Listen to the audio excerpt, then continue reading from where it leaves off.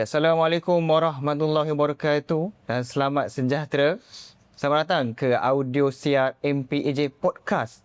Yang mana di dalam audio siar ini kita akan mendengarkan pelbagai perkara khususnya di bawah pentadbiran Majlis Perbandaran Ampang Jaya. Dan sebelum ini pun tuan-tuan dan puan-puan pun pernah tengok juga. Saya percaya ada yang telah melihat YouTube MPAJ, melihat podcast-podcast yang sebelum ini, banyak membincangkan berkaitan dengan MPAJ.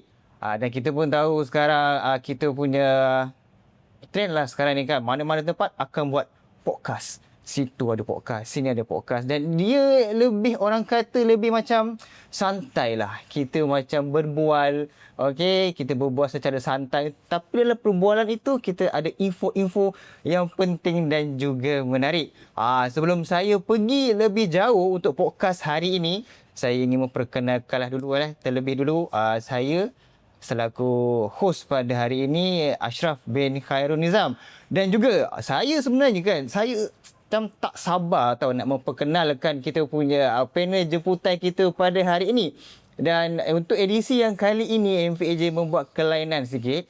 Sebelum ini MPAJ menjemput ahli majlis dan juga pengarah jabatan, ketua-ketua bahagian MPAJ. Jadi pada edisi kali ini lain sikit, MPAJ menjemput jemputan kita pada hari ini.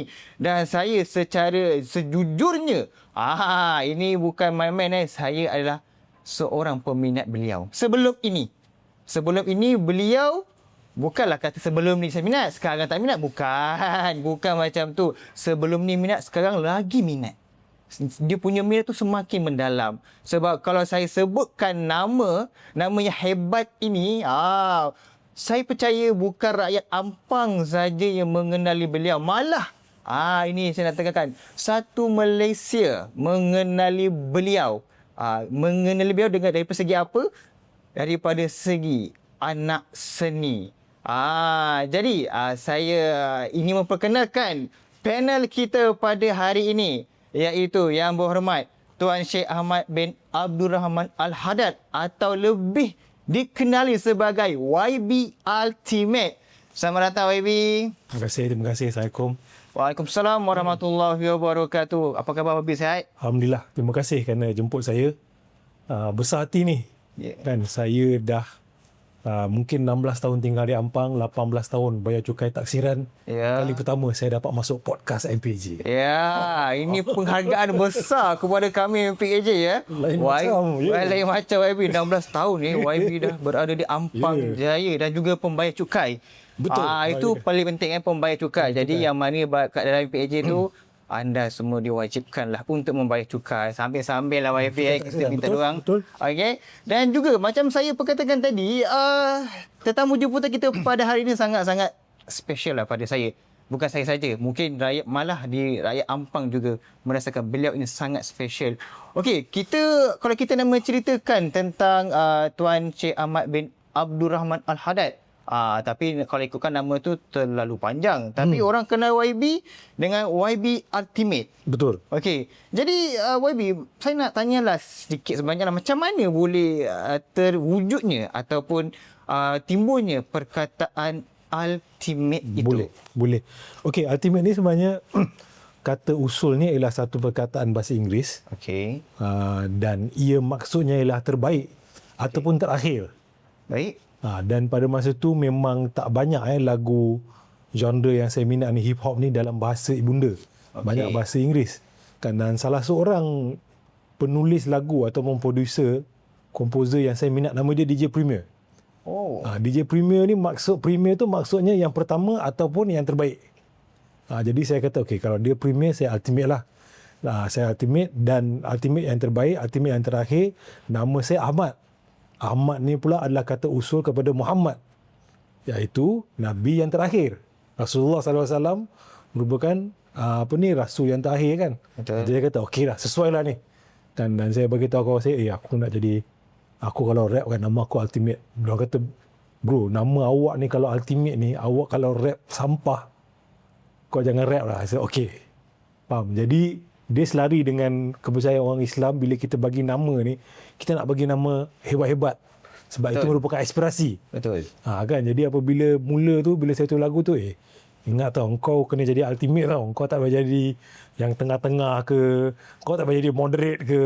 Betul. Tak boleh. Kadang-kadang orang kata daripada nama tu melambangkan siapakah kita. Betul. Betul. Kan? Betul. Macam kita tengok selepas zaman Rasulullah SAW, rata-rata siapa yang nama Umar ni selalu ketegak sikit. Orang utara cakap ketegak. Kan, dalam adik-beradik saya sulung adik saya yang kedua lah. Anak kedua nama Umar. Memang ketegak. Ketegak. So ada melambangkan dia. Kan, nama lagi-lagi kalau nama kita nama-nama daripada 99 nama Allah Subhanahu Taala. Sebab tu selalunya sebab guna bila-bila nama tu letak Abdul kat depan. Abdul Malik. Kan, Abdul ini kan. Betul, faham. Sebab tak nak ni. Jadi Abdul tu maknanya hamba kepada yang penyayang. Betul. Atau yang mengasih, yang paling pengasih. Dan kita tahu YB ni, kalau contohlah YB ni kita kenal daripada segi penyanyi kan, dan daripada bibit-bibit ialah susunan ayat lirik tu pun kita tahu penuh makna, sama juga dengan YB punya nama, dengan YB punya karakter. So dia bersamalah, dia orang kata seangkatan lah dengan ni. Jadinya buat kata macam YB kata YB rap. Kalau sebelum ni tengok YB ni bukan calang-calang orang tau, yang kami pun sebagai rakyat Ampang Jaya pun sangat berbangga kerana YB Ultimate ni merupakan adun Lembah Jaya, khususnya YB yang mana kita pun rasa berbanggalah kita ada YB yang cukup hebat di kawasan kita. Malah YB sebelum ini pernah menyertai merupakan seorang rap Malaysia, penulis lirik, komposer. Itu bukan biasa-biasa punya bidang, dan juga pernah tercalon di dalam anugerah juara lagu AJL YB, betul beberapa edisi jugalah YB telah menyertai anugerah juara lagu, dan juga telah ada yang mendapat top 3 YB, betul ada.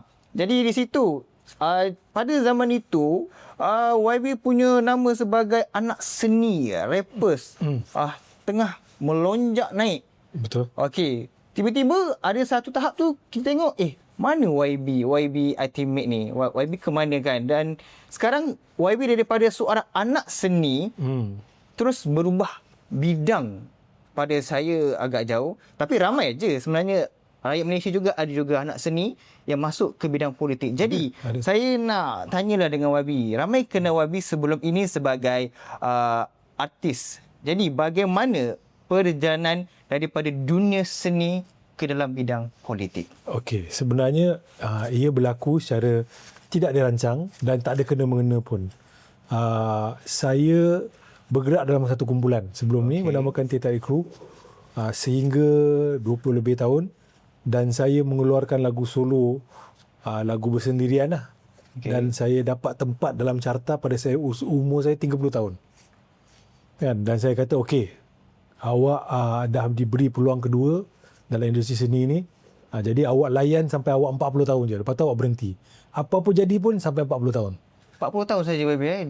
Tak boleh lebih daripada tu lah. Tak ada. So 40 tahun tu 2018. Okey. Kan, dan yang rezeki yang diberi dalam dan juga ujian pada saya ialah makin dekat dengan 2018. So makin dekat dengan 40 tahun tu makin murah rezeki. Alhamdulillah. Dari segi pendapatan, daripada segi kepuasan berkarya. Ya, betul. Segalanya. Jadi saya ambil itu sebagai satu ujian. Kan, sebab saya rasa Allah dengar, kau betul aku nak test. Betul ke tak kau nak berhenti ni? Dan apabila dekat tu adalah kawan-kawan industri, abang-abang saya dalam industri yang kata jangan berhenti. Kan, call Abang Amy search kita belanja makan ikan bakar. Dia slow talk dengan saya 2 jam. Legenda rock tu. Dia kata saya ada show dengan dia kat Langkawi. Dia kata babe. Dia panggil orang babe. Babe lu suka makan ikan bakar. Kita tak boleh panggil dia babe. Kita hormatkan dia kan. Hormati dia. Kata, saya suka bang. Okey, besok lu turun tunggu gua kat lobi pukul 11. Okey bang, okey. Kita makan ikan bakar. Gua belanja lu babe. Okey bang, terima kasih. Ayat pun orang muda punya ayat dia apa tu, kadang-kadang dia terkilan tau kalau tak panggil dia. Kalau dia gua lu, awak tak gua lu dengan dia terkilan, tapi tak boleh. Tak boleh. Kita biasa kita macam nak menghormati orang. Dia hormat, kan? dia gegasi. Dalam arena tersebut ni, dia satu gegasi. Seorang gegasi. Tak boleh lah jadi bawa pergi makan ikan bakar. Dia kata, lu jangan berhenti babe. Lu boleh lagi ni. Boleh pergi ni. Dari segi pendapatan, dari segi berkarya semua. Tapi saya cakap, bang, tak maaf bang, saya dah tekad ni. Ini ujian Tuhan untuk saya. Ujiannya bukan kegagalan. Tapi ujiannya apabila ini makin kuat orang tepuk, makin ramai orang puji, makin banyak duit masuk, alhamdulillah. Ini semua ujian. Jadi tak sempat 2018 tak sempat. Awal 2019 saya buat konsert terakhir saya dan saya berhentilah. Saya meniaga full time. YB meniaga terlebih dulu lah. Ya, saya meniaga. Okay. Dan apa jadi pada 2020 kita semua tahulah COVID. COVID. Kan, dan bila COVID ni saya dengan jiran-jiran saya tinggal kat Bukit Antarabangsa ni, kami buat kerja amal masa zaman bendera putih tu. Hantar makanan. Ya, betul. Kan, kami buat tu sebab sangap. Serius sebab sangap. Asyik main game macam bapak-bapak ni kan, kumpul-kumpul main game. Tak boleh ni, kita kena buat something. So kita buat dan dari situ timbullah sikit kesedaran. Dan saya dilamar oleh satu organisasi politik dan saya join lah. Jadi itulah titik permulaannya lah. Betul. YB daripada bidang seni ke bidang politik. Jadinya maksudnya YB memang dah tak ada langsung bidang seni ke ataupun akan 100% ke bidang politik pun? Tak ada. Tak ada jugalah. Tak ada. Okey. Cuma saya pantau. Okey. Ada kadang-kadang yang baru-baru mula ni saya bagi nasihat. Okey. Kan, bagi pandangan sikit. Yelah, kalau kita tengok pun ramai anak-anak muda sekarang ini menjadi anak-anak seni kan. Betul, jadi YB betul. Jadi YB sebagai artis, kita kata artis lama yang berpenuh pengalaman ni, daripada segi khidmat nasihat kepada mereka YB kan untuk berkarya dalam bidang seni YB, betul Betul. Okey, baik, itu adalah sedikit sebanyak kita mendengarkan daripada YB daripada anak seni kepada bidang politik pula.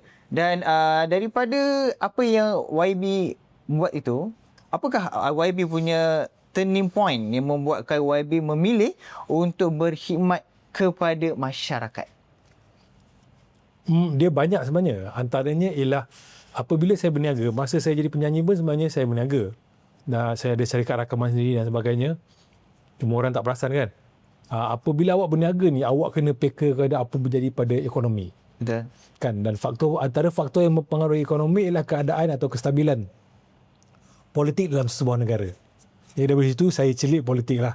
Okay. Kan, tapi dan lepas tu bila awak jadi anak seni ni, sebelah lain tu bukan saya dua berniaga, sebelah jadi anak seni ni, anak seni ni dia selalu fokus pada diri dia sendiri. Sebab dia akan tulis, dia akan buat karya yang dia nak buat. Kalau anak seni sejati lah, dia menghasilkan satu karya, bila tak ada orang suka pun dia tak kisah. Sebab janji dia puas. Kepuasan diri dia itulah. Kepuasan diri dia. Ini anak seni, bukan penghibur. Okay. Penghibur ni lain. Berbeza YB Untuk saya nampak dia sebagai dua benda yang berbeza. Okey. Saya baru tahu ni. Penghibur ni, dia suka puaskan hati orang. Jadi bila dia buat lawak, orang gelak. Bila dia nyanyi, orang tepuk. Bila orang cakap karya dia bagus.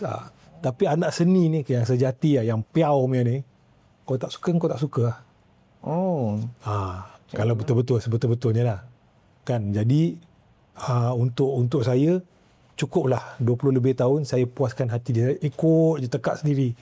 Kan, saya rasa dah masa saya fokus kepada sekeliling.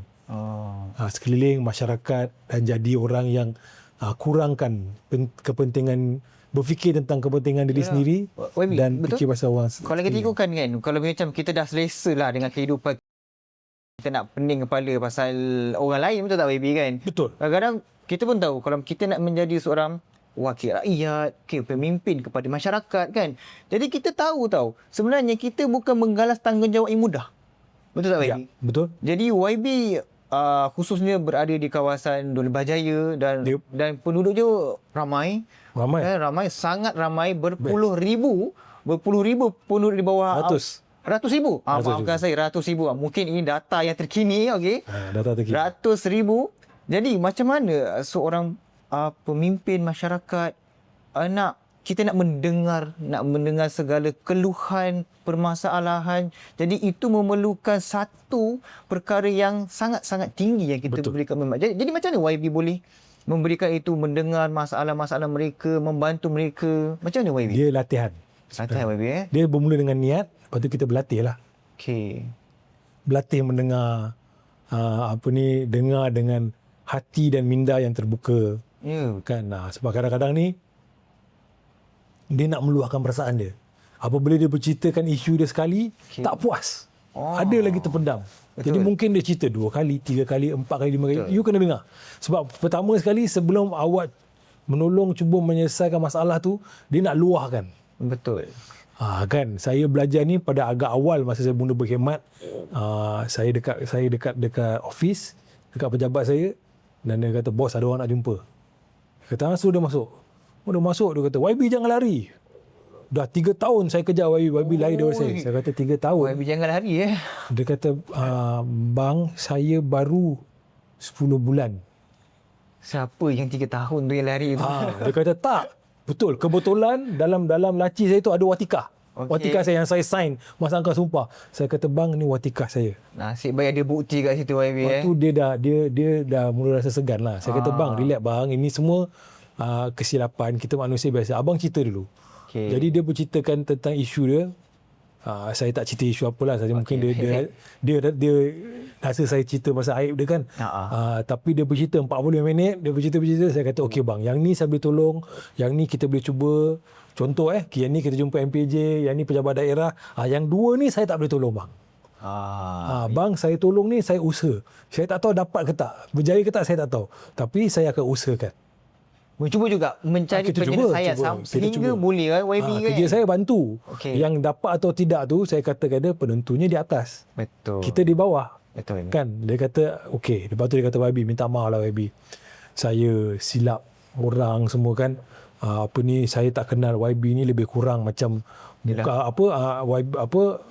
rupa YB pun lebih kurang macam YB sebelum ni.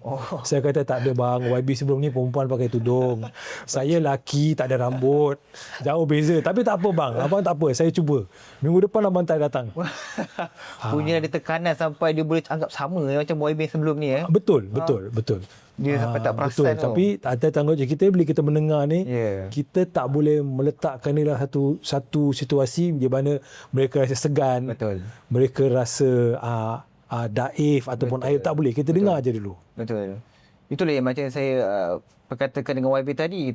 Sebenarnya tanggungjawab sebagai pemimpin masyarakatnya sangat sukar. Dia tak mencabar. Dia sangat mencabar. Lagi-lagi di zaman-zaman teknologi, zaman AI sekarang ni YB, zaman-zaman fitnah. Betul. Fitnah terlalu berleluasa. Betul. Jadi kadang-kadang yang pihak YB memberi kenyataan yang ini, orang memanipulasikan. Betul. Jadi perkara-perkara itu kadang-kadang mungkin ada pihak yang cuba ingin menjatuhkan. Betul YB? Itu biasa. Itu biasa dalam bidang kualiti ni YB kan. Dalam bidang kuasa dalam bidang kepimpinan tidak. Dia ada beza juga. Ada perbezaan tu jugalah kan. Tapi walau bagaimanapun YB dia akan tetap teguh dengan pendirian dia, tetap untuk membantu masyarakat yang memerlukan YB. Betul. Itu memang sangat bukan tanggungjawab yang sangat mudah. Kadang-kadang saya YB kan, saya lah personal kan. Saya kadang-kadang dengan masalah kawan pun saya macam, besarnya masalah kau ni. Itu baru kawan YB.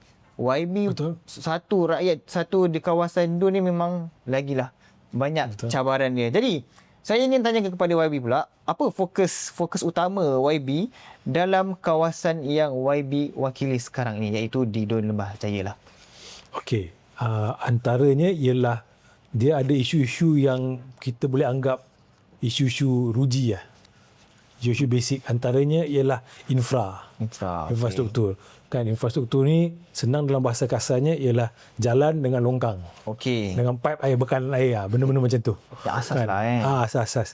Ada alhamdulillah sekarang dah banyak yang okey. Boleh lagi kita perbaiki, boleh lagi kita perbetulkan. Lagi-lagi benda-benda ataupun infrastruktur yang digunakan setiap hari. Contoh longkang dengan jalan. Kan, tapi banyak jalannya dah semakin baik saya tengok. Ada beberapa infrastruktur tu pada awal tu tidak boleh kita buat kerana kita tunggu EKVE siap. Highway yang baru tu YB. Highway yang baru tu. Jadi alhamdulillah lebih kurang pertengahan ke hujung tahun lepas siap. Jadi banyak infrastruktur berjalan. Projek infrastruktur berjalan. Kedua, untuk penting di Lembah Jaya ini ialah isu-isu keberlangsungan hidup, kuasa hari hidup. Jadi kita banyak fokus program seperti jualan ihsan rakyat, rahmah, minta maaf, Rahmah. jualan ihsan rahmah, dan juga kita menolong peniaga-peniaga kecil. Betul. Dan benda-benda aktiviti macam itulah. Itu betul. Yang ketiga untuk saya yang saya rasa agak penting, dan ini umum dengan satu Selangor atau satu Malaysia, satu dunia pun umum, tapi ada tempat khas di Lembah Jaya, iaitu berkaitan dengan komuniti. Lembah Jaya ni, bila saya bagi tahu orang saya YB Lembah Jaya, dia kata Lembah Jaya ni mana? Lembah Jaya di Ampang. Oh, kawasan urban. Betul. Tetapi Lembah Jaya ni jiwa dia kampung. Betul. Jiwa dia desa. Betul. Itu satu benda yang sangat istimewa tentang Lembah Jaya ni.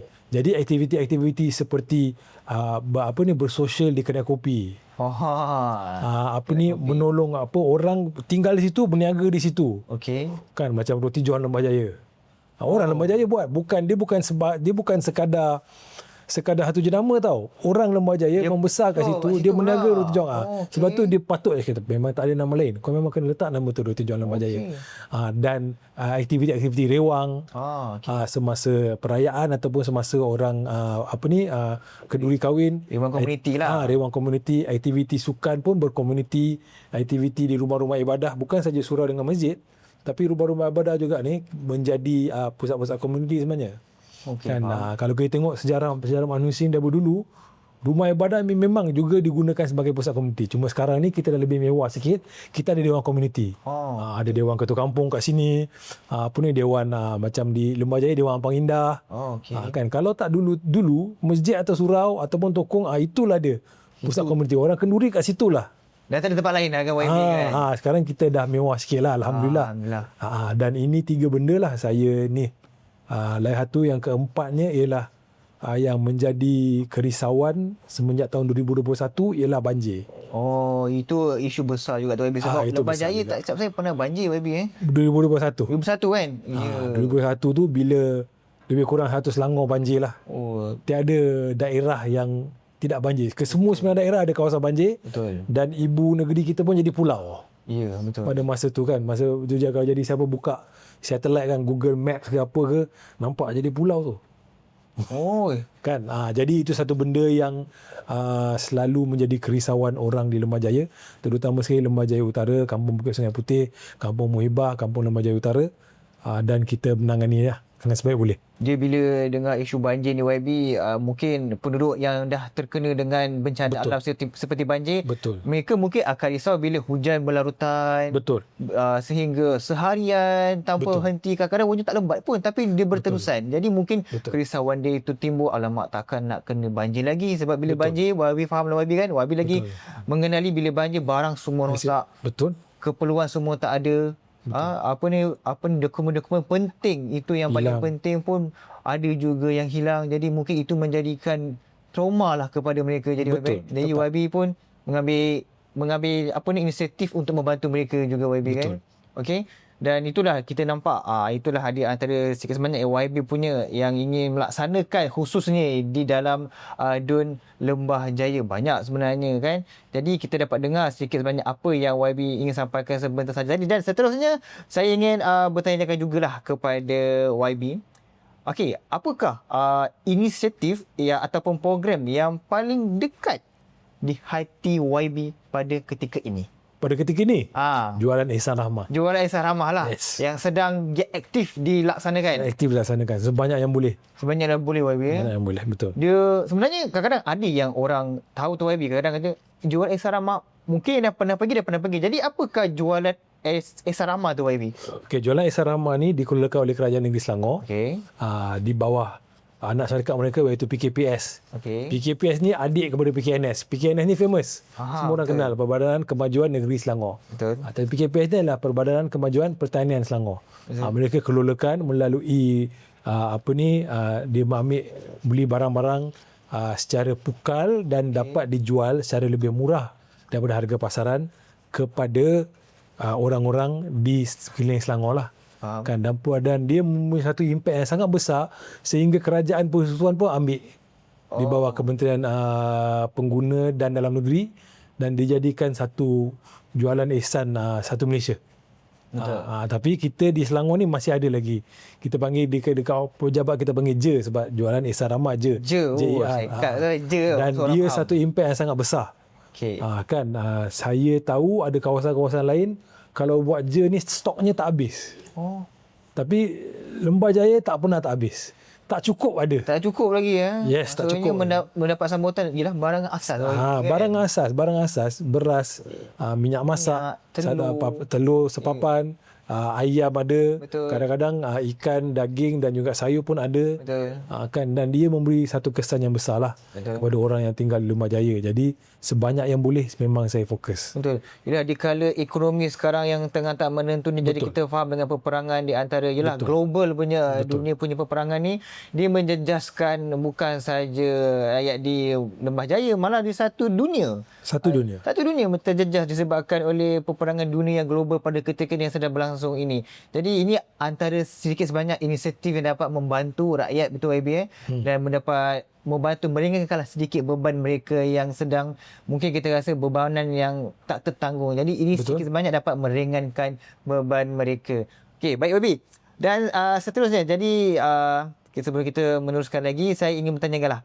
Okey, apa harapan YB untuk masa depan komuniti dan negara khususnya di dalam daerah Ampang Jaya? Dalam daerah Ampang Jaya daerah Ampang Jaya. Khususnya di Ampang Jaya lah. Okey, kalau saya kurang pengalaman sikit, benda pertama saya kata ialah saya nak harapkan Ampang Jaya ni menjadi bandaraya. Okey. Tapi bandaraya ni dia ada pros and cons dia. Ada kebaikannya, ada yang mungkin tak menyenangkan orang sedikit. Itu satulah. Kedua ialah harapan saya ialah dari segi seorang wakil rakyat, saya nak bekerjasama lebih erat lagi dengan Majlis Perbandaran. Saya berada dalam satu jawatan kuasa pilihan khas. Semua adun-adun kena ada dalam jawatan kuasa ini. Saya jawatan kuasa pilihan khas untuk pihak berkuasa tempatan. Jadi kita dapat bandingkan semua majlis bandaraya, semua majlis perbandaran dan satu majlis daerah ni. Dan buat masa ni pandangan dia ialah antara yang top ni MPJ. Tapi belum lagi kita nak pastikan MPJ ni top pertama sekali. Kedua ialah saya nak jadikan seluruh Ampang Jaya ni bukan saja Lembah Jaya, tapi kalau boleh seluruh Ampang Jaya satu kawasan yang mesra pelbagai generasi. Maknanya yang bersekolah tinggal di sini boleh, yang bekerja tinggal di sini boleh, yang bersara tinggal di sini boleh. Biasanya dia 3 generasi. Jadi kita di pejabat saya ni kita selalu bincangkan menggunakan kerangka tu 3 ber. Bersekolah, bekerja, bersara. 3 ber. Tadi je, ini ber. 3 ber. Okey. Ber je. Digabungkan ber je. Supaya senang orang faham, ringkas. Saya. YB kan. Jadi kena pembangunan tu perlu seimbang lah. Untuk orang yang bersekolah ada, untuk orang bekerja ada dan untuk yang bersara pun ada. So setiap individu tu mendapat hak masing-masing. Kita nak jadi macam mana tau. Bila dia bersara dia pindah keluar daripada Ampang Jaya. Katakan dia pergi, sekarang antara yang popular pergi pindah ke Seremban. Seremban. Kita bukan nak ke Seremban, tak, kita nak tinggal sini. Ataupun orang berumah tangga dia pindah keluar. Dia membesar di sini tapi dia pindah keluar. Sebab faktor-faktor ada masing-masing, ada faktor masing-masing lah.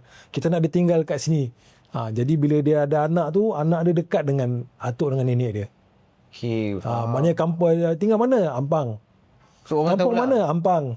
Macam tu. Ampang ni famous baby Ampang ni sangat famous. Saya dulu membesar dekat Shah Alam. Kita kenal Ampang ni. Bukan setakat famous. Famous. Sampai ada lagu lah untuk Ampang ni. Tentu. Banyak lagu. Okey, dan juga itu adalah sedikit sebanyak daripada apa yang YB menceritakan. Kita dapat sedikit sebanyak info. Mungkin orang tahu YB ultimate adun-adun je. Apalah sangat adun je. Tapi kita tak tahu, orang tak tahu apa kerja yang adun ni buat. Betul. Okey, sebagai wakil rakyat bukan mudah sebenarnya. Orang hanya nampak adun. Kadang-kadang YB orang suka baca tajuk aje. Tajuk je. Pada dia, tajuk ni dia dah boleh huraikan apakah isinya. Betul. Itu yang kita punya kesilapan orang kita. Betul. Dia suka baca tajuk, daripada tajuk tu dia tak nak baca isi, dia sendiri buat kesimpulan. Last sekali dia mempersalahkan orang yang tak salah. Betul. Ya, Itu betul. jadi masalah Abi. Betul. Betul Abi.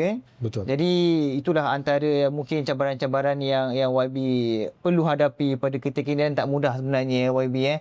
Jadi mungkin itu yang kita dapat mendengarkan apakah cerita ataupun apakah perkara yang YB kongsikan kepada kita. Mungkin sebelum ini anda semua tak tahu apakah peranan YB Ultimate. Orang tahu YB Ultimate yang sebelum ini anak seni, tapi sekarang ni dalam bidang politik, baru kita tahu YB Ultimate ini menjalankan tugas sebagai wakil rakyat, dan inilah dia perkara-perkara yang dilakukan. Jadi kepada yang tuan-tuan dan puan-puan semua yang mana tak kenal, yang mana beliau merupakan pemimpin di bawah Dun Lembah Jaya. Okey. Dan YB, mungkinlah sebelum kita nak ke akhir program kita ni YB kan, mungkin orang kenal YB sebagai rappers. Mungkin ada yang rindu dah dengan YB, dah lama tak tengok YB ni berap ke. Jadi boleh ke YB nak, tak tahulah, kalau YB tak nak tak apa, saya tak kisah. Tapi hasrat saya kalau boleh nak lah.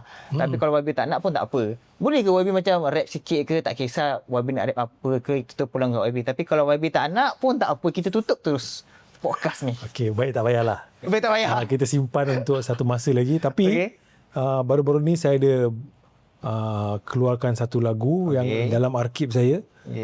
Sekarang dah keluar dekat Spotify, semua dah ada. Lagu tu bertajuk Pegang Tangan. Pegang tangan Pegang Tangan. Jadi siapa nak layan boleh layan. Lagu ni khas kita buat untuk ibu-ibu semua. Ibu-ibu semua? Yes, khas ibu-ibu. Khas untuk ibu-ibu. Jadi ibu-ibu, nanti jangan lupa dengar. Apa tajuk dia YB? Pegang Tangan. Pegang Tangan.